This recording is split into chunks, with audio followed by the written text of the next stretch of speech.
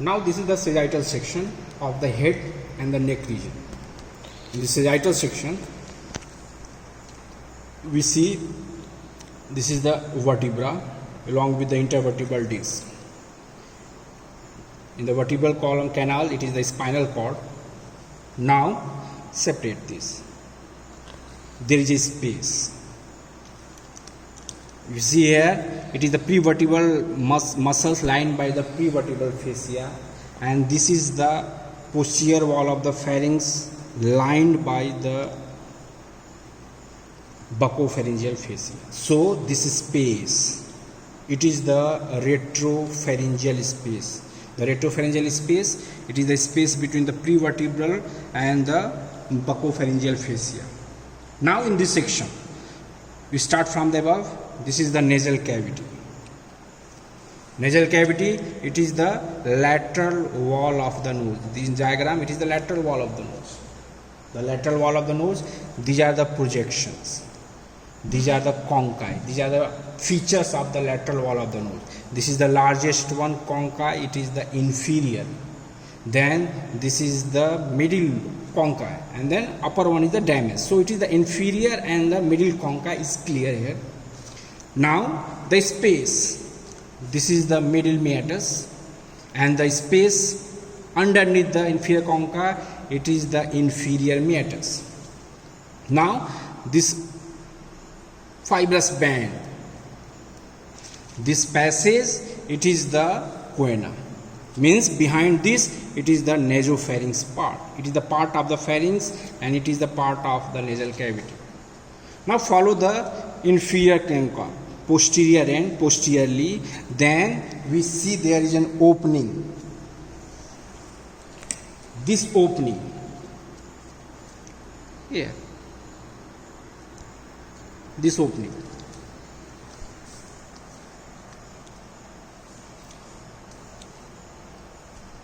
Generally they are asked in the viva, what is this opening?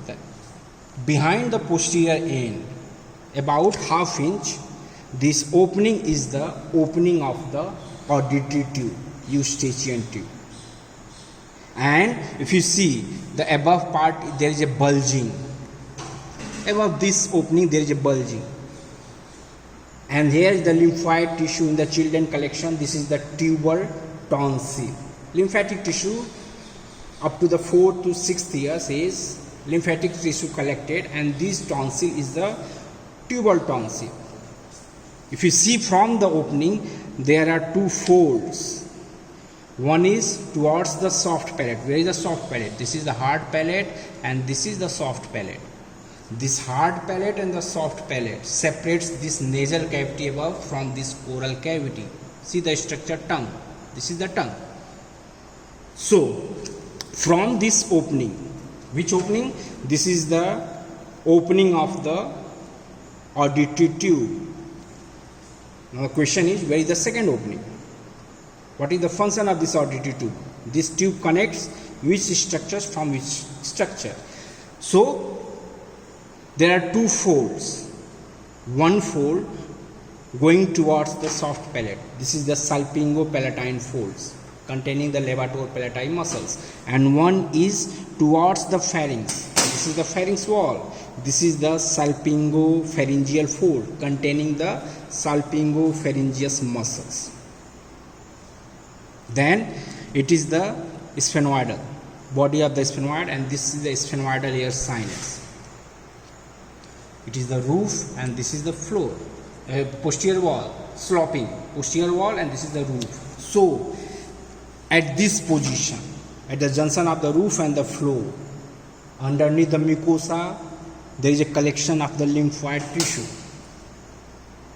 and this is the position of the pharyngeal tonsil. Pharyngeal tonsil, the infection of pharyngeal tonsil that called the adenoids. It is the pharyngeal tonsil, and this is the position of the tubal tonsil. Now next,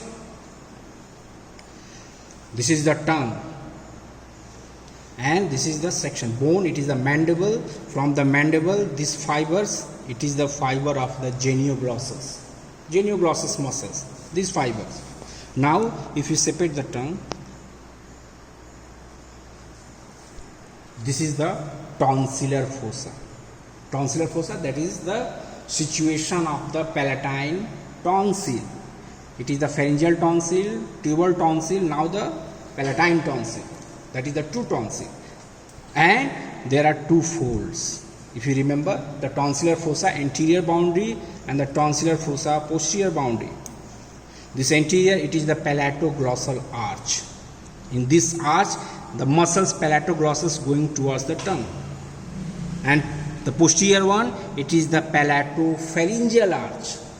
It is the muscles of the pharynx, palatopharyngeus. And this bed, this fossa is the tonsillar fossa. We can see here, they are the crypts of the tonsils are visible here. No, now, so this is the tonsillar fossa containing the palatine tonsil. Now, see the tongue, dorsal surface, posterior 1/3 part. There is a nodules. These nodules are lingual tonsil. So in sagittal section, if you see, this is the half section. It is completed on the another side. There is a ring. This ring. It is the pharyngeal tonsil, tubal tonsil, palatine tonsil, and the lingual tonsil. And this ring, it is the Waldeyer's ring. Waldeyer's ring. Now see, in this section, it is the epiglottis. Epiglottis. If you go, this is the laryngeal inlet. This is the laryngeal inlet. Epiglottis, and this fold, it is the aryepiglottic folds. And this is the above, this is the cricoid cartilage. Cricoid cartilage, if you remember, it is a only cartilage that completely encircle the larynx. It is the anteriorly narrow arch, posteriorly lamina. The posterior border, this is the posterior border of the cricoid cartilage. This cricoid cartilage lies at the level of the C6. Below this, it is the tracheal rings. So, this part of the pharynx is the laryngopharynx, and it communicates with this opening. This is the laryngeal inlet. Epiglottis, aryepiglottic fold, and aryepiglottic fold, this depression, it is the pyriform fossa. This is the pyriform fossa, separating by this aryepiglottic fold from the laryngeal inlet. And this fossa, importance of the internal laryngeal nerve. Internal laryngeal nerve. Now,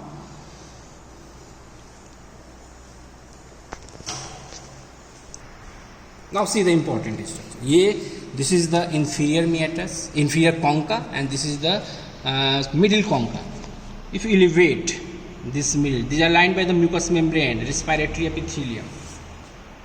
Elevate. Now this space. This space is the middle meatus. If you remember the class, middle meatus has the two important features. This bulging. The bulging has the opening. This bulging in the known as the ethmoidalis bulla or bulla ethmoidalis. And below this bulging, there is a semicircular sulcus. It is the hiatus semilunaris. This is the hiatus semilunaris. And here opening of the anterior ethmoidal sinus, frontal air sinus, and on this part posterior, it is the maxillary sinus. And on the ethmoidal bulla, this opening is of the middle ethmoidal air sinus. So this region, it is the middle meatus, and there are the two important features. And their opening, this sinus and this pouch, if you remember, it is the infundibulum, blind diverticulum of the mucosa towards the frontal air sinus. That is the infundibulum, in which the frontal air sinus and the anterior ethmoidal air sinus opens. So, in this section, if you see, this is the bulla and this is the hiatus semilunaris. Now, in the nasal cavity, if you remember, this part, it is the lined by the skin, it is the vestibule, and this posterior part, it is the nasal cavity proper. This part is lined by the skin. See, hair is present. Sebaceous gland and the sweat gland is present. Now, this depression, this fold, mucocutaneous, this fold, it is the Lyman neci, and in front of the middle meatus, this depression, it is the atrium of the middle meatus. So, lateral wall of the nasal cavity, from anterior to posterior, it is the vestibule, atrium, and this is the identified by the conchi and the meatuses. This is the sphenoidal air sinus. Its opening is above the superior concha, that is the sphenoesmoidal recess.